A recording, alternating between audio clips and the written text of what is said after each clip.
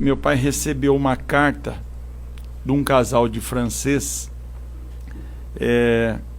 querendo emprestado 2 animais e um animal para carga, que eles iam fazer um levantamento socioeconômico da América do Sul, e eles queriam fazer a cavalo, e aí eles mandaram para várias associações de cavalo. E eu me lembro, eu estava no escritório, eu falei: pai, olha que viagem interessante, é uma grande oportunidade para o senhor mostrar o trabalho do senhor da tropa. E naquela época eu domava muito cavalo. E aí o que aconteceu? Meu pai mandou a carta para ele, falou: olha, pode vir o casal de francês que nós vamos emprestar os cavalos. Aí quando o casal de francês chegou aqui, ele falou que a viagem não era pelo Brasil, era 8.500 quilômetros em 6 países, e que ele ia fazer a cavalo a viagem. Aí meu pai falou: não, tudo bem, vamos emprestar os cavalos para vocês. E aí o Urutau é um cavalo que eu estava domando, e era potro ainda. Eu falei: pai, eu gostaria que fosse Urutau. Aí o francês falou: olha, ele é muito novo para ir. Eu sou presidente da Associação de Cavaleiros de Longo Percurso na França, e eu sou contra um cavalo com menos de 5 anos fazer uma viagem muito longa. E ele tinha 3 anos e meio. Eu falei: olha, Stefano, ele falava espanhol, eu não vou te forçar a ir no Urutau, mas o Urutau é o cavalo que mais inteligente, mais que me ensinou de cavalo, de doma. Ele pensa, é um cavalo que pensa. Monta nele. Aí ele andou um dia no cavalo, saiu, falou: vou viajar no Urutau, vou quebrar minha a tese dele.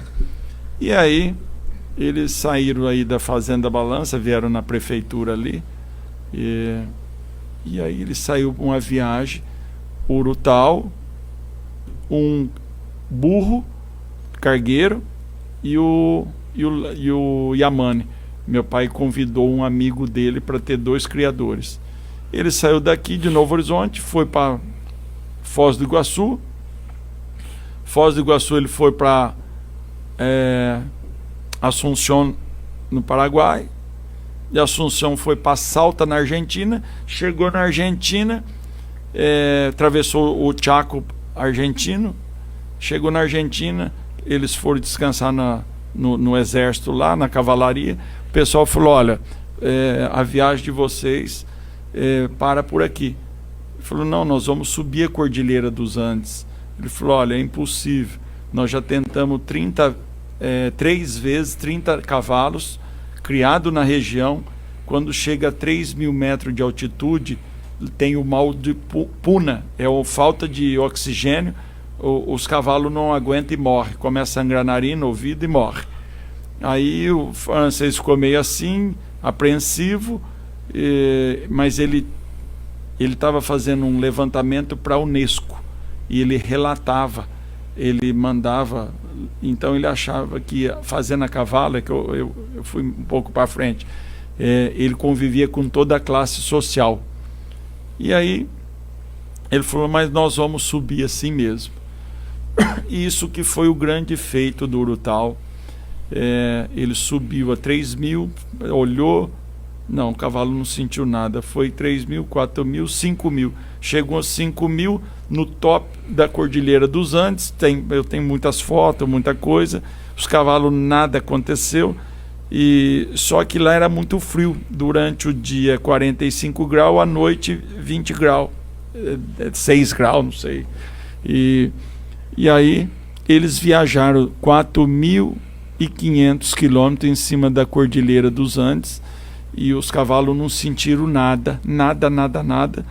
E tem um relato muito interessante, já que é para contar a história.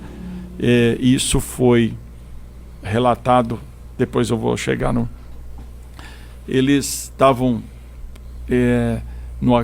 viajando, então eles desciam o acampamento. Como estava com gelo, eles não tinham água para beber, então eles tinham que esquentar a água para os cavalos num botijãozinho que o burro levava.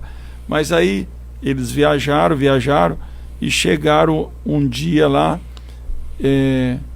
não achavam nem gelo, nem água, nem nada, viajaram o dia todo em cima da cordilheira, largaram as coisas do burro no acampamento e saíram procurar água. Aí caiu a noite, essa história é muito bonita, caiu a noite e aí começaram a congelar. E aí eles se perderam, não sabia voltar para o acampamento onde estava a blusa, estava as coisas tudo. E aí eles estavam praticamente entrando em hipotermia. Aí entraram em desespero, aí o Stefano decidiu soltar o Urutau.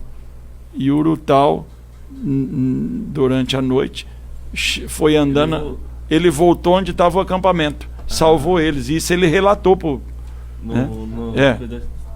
Então a inteligência que tinha falado lá foi o que... Exatamente.